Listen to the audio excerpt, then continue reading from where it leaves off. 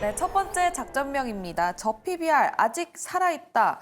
지금 홍콩 H지수 ELS 사태로 지금 조 단위의 배상을 해야 된다라고 전망이 되고 있는데도 불구하고 외국인 수급이 저 PBR 쪽으로는 들어가고 있는 모습을 보여주고 있습니다. 네. 그래서 시장에서는 이미 이 악재가 반영된 주가다라고 진단을 내리고 있는데 이주연 대표님께서는 어떻게 보십니까? 네, 아무래도 이제 이 관련된 이슈 자체가 좀 굉장히 오래됐어요. 이런 이제 사태가 일어날 거라는 걸 예견도 하고 있었고 실질적으로 이제 계속 준비가 되어 왔었죠. 그래서 대손 충당금이라든지 이런 부분들도 좀 쌓여 있을 거다 이렇게 보여지는 부분이고요. 결국은 이제 뭐 20%를 해주냐, 50%를 해주냐에 따라서 이 배상되는 어떤 금액의 차이는 분명히 있을 수 있을 겁니다.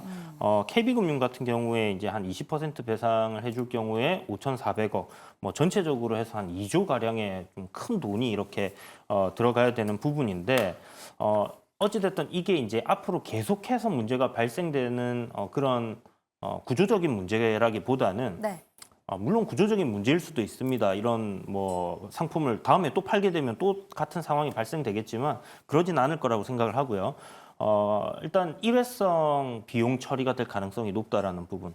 그렇다면 과연 이 비용 처리로 인해 가지고 지금 금융주들에게 우리가 가지고 있는 기대라는 거는 이 배당, 네. 주주 환원 여기에 가장 많은 기대를 하고 있거든요.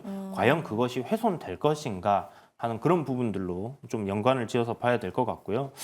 최근 들어서 이제 외국인들의 매수세가 꾸준하게 좀 이 은행주들 같은 경우는 들어오고 있는 그런 상황인데 오늘 이런 악재가 나왔음에도 불구하고 외국인들은 강하게 매수를 했어요. 네. 다만 좀 아쉬운 게 기관이 지금 도망쳐하고 있는 거 아닌가 아. 하는 생각이 들 정도로 외국인 투자자들은 저 PBR로 가고 있는데 네. 그에 반해서 기관 투자자들은 오히려 매도세를 보이고 있다. 그런 것 같습니다. 이게 약간 뭐 이게 차익 실현을 하는 건지 뭐 많이 올랐으니까요. 오늘 또 신고가 갱신을 했기 때문에 차익 실현하는 걸 수도 있겠지만 어떤 이런 악재가 또 있기 때문에 여기서 일단 발을 한 발 빼는 모습 이렇게 좀 느껴졌습니다. 아, 그럼 이걸 또 어떻게 받아들여야 될지 저도 상당히 좀 고민이 되는 부분인데 김시은 팀장님은 어떻게 생각하는지도 궁금합니다. 우선 저 PBR 같은 경우 2차 세미나가 나오기 전까지 중장기적으로 계속 볼 필요가 있다. 수급적인 측면을 제가 하루하루 좀 보게 되었을 때 외국인 같은 경우는 물론 매수의 강도가 조금씩 약해지긴 하나 기조 같은 경우는 변하지 않았습니다. 반도체와 저 PBR이라고 보시면 좋을 것 같고 기관 같은 경우에는 좀 그럴 수가 있다라고 이해가 되는 게 좀 어느 정도 낮은 가격에서 산 다음에 그리고 좀 주가가 오르면 차익을 하는 경우가 굉장히 많습니다. 뭐 대표적으로 방산 쪽이라고 방산. 생각을 해보시면 좋을 것 같은데 네. 기관 같은 경우는 기관만의 플레이를 하고 있고 외국인 같은 경우는 외국인만의 뚝심 있는 그런 밀어붙이기를 하고 있다라고 보시면 좋을 것 같아서 현재 저 PBR을 보게 되었을 때 가장 중요하게 봐야 하는 점은 그 외국인 쪽이라고 보시면 좋을 것 같아서 이런 부분들 같은 경우에는 아무래도 좀 2차 세미나 전부터 주주 환원을 좀 진행을 하고 있는 기업들 혹은 배당을 굉장히 많이 할 것 같은 기업들 혹은 거기다가 더해서 앞으로 성장이 굉장히 잘 나올 것 같은 섹터들에 대해서 옥석가리기가 계속 진행이 되고 있다 보니까 이런 쪽에 대해서 수급을 좀 돌려보면 계속 외국인이 사고 있습니다. 그런 쪽에 대해서는 충분히 기대감을 가져도 좋을 만한 구간이다 이렇게 보고 정리하겠습니다. 김시은 팀장님도 어쨌든 그 수급의 주체는 외국인으로 보고 계신 것 같습니다. 그렇다면 이주연 대표님께 다시 여쭤보고 싶은 게 저 PBR 내에서는 좀 유망하게 보는 주주 환원 그쪽 시선 쪽으로는 괜찮은 섹터가 따로 있습니까? 일단은 이 저PBR 정책이 1월 한 중순 정도 나왔는데 그 전에 국내 증시가 올 초 딱 첫날 빼고 계속 안 좋았었거든요. 네. 정말 줄줄줄줄 흘러내리는 흐름에서의 저밸류 프로그램을 딱 진행한다는 얘기가 나오면서 그 전후로 해서 이게 아이러니하게도 그걸 한다고 해서 들어왔는지 아니면 들어오려고 했는데 이게 발표가 됐는지는 알 수가 없으나 요 시점부터 외국인들의 수급이 꾸준하게 지금 국내 증시로 유입이 되고 있고요. 네. 지금까지 한 8.1조 정도 순매수를 지금 이어가고 있는 그런 상황입니다.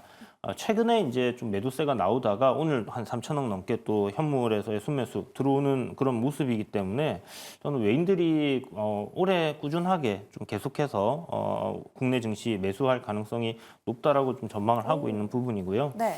요 이야기를 드리기에는 조금 시간 관계상 이제 좀 깊이 있게 얘기는 못 드리겠지만 어쨌든 지금 저밸류 프로젝트 프로그램의 매수 주체는 외국인입니다. 그래서 외국인들이 지금 어떤 섹터를 사고 있는가라는 관점에서 우리가 좀 지켜봐야 될 것 같고요. 좀 전에 얘기하신 것처럼 이제 주주 환원 정책, 정부에서 이런 걸 하라고 지금 압박을 넣는 거잖아요. 그렇죠.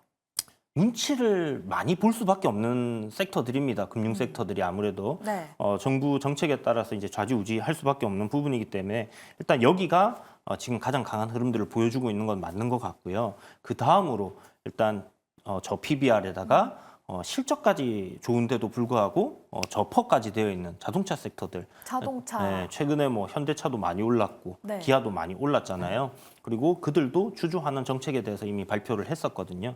그래서 그런 부분에 있어서 앞으로 진행되는가 이걸 좀 봐야 될 것 같고 그렇다면 이제 조금 더 시선을 넓혀가지고 조금 중소형단에 뭔가 우리가 볼만한 게 없을까? 그러면 결국은 뭐 같은 섹터가 될 수밖에 없을 거라고 생각이 드는데 자동차 섹터 단에서는 이 현대기아 자동차의 1차 벤더들 실적이 좋게 나오면 현대기아 자동차에 이들도 실적이 좋게 나올 수밖에 없습니다.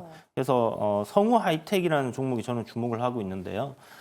현대 자동차의 그 차체, 네. 그러니까 뼈대라고 할 수 있겠죠. 자동차의 뼈대를 만드는 그런 회사고 실적이 이번에 어마어마하게 좋게 나왔습니다. 작년 실적이. 그리고 지금 자동차 1월, 2월 이 합산의 판매가 한 16% 증가했다라고 해요. 그렇다면 결국 이 자동차 판매 실적이 좋아진다라면 이 자동차 부품 회사들의 실적도 좋아질 수밖에 없는 부분이고요.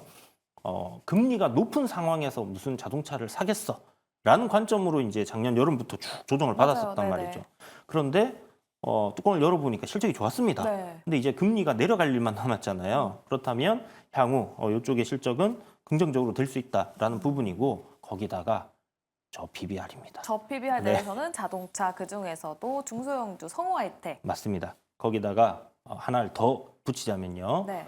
건설 기계 쪽이 실적이 정말 좋아졌는데 그럼에도 불구하고 주가는 지금 굉장히 바닥권에 놓여서 못 올라가고 있는 부분이 있습니다. 네. 역시나 저 PBR입니다. 그래서 싸다라는 관점으로 우리가 밸류적인 관점으로 본다라면 이 건설 기계 쪽에 뭐 현대 인프라코어라든지 두산 파켓이라든지 아니면 뭐 현대건설 기계라든지 이런 것들을 볼 수 있겠다라는 관점까지 여러분들이 챙겨보시면 좋을 것 같습니다. 네, 저 PBR 내에서 성우 하이텍 그리고 HD 현대 인프라코어까지 이야기 들어봤습니다. 다음 김시은 팀장님도 저 PBR 섹터 내에서 보시는 종목 따로 있으십니까?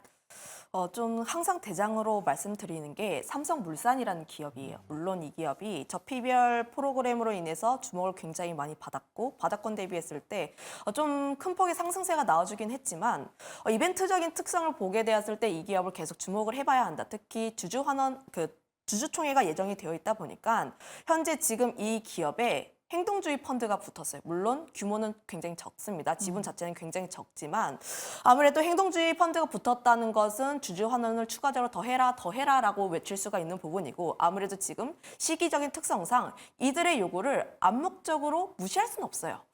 좀 어느 정도 수용을 할 수밖에 없는 그런 분위기가 만들어지고 있다 보니까 주주총회를 앞두고 삼성물산이라는 기업을 우리가 계속 주목을 해볼 필요가 있다. 거기다가 수급적인 측면을 보게 되었을 때 항상 제가 이제 외국인과 기관 프로그램 순매수 상위 종목군들을 항상 돌려봐요.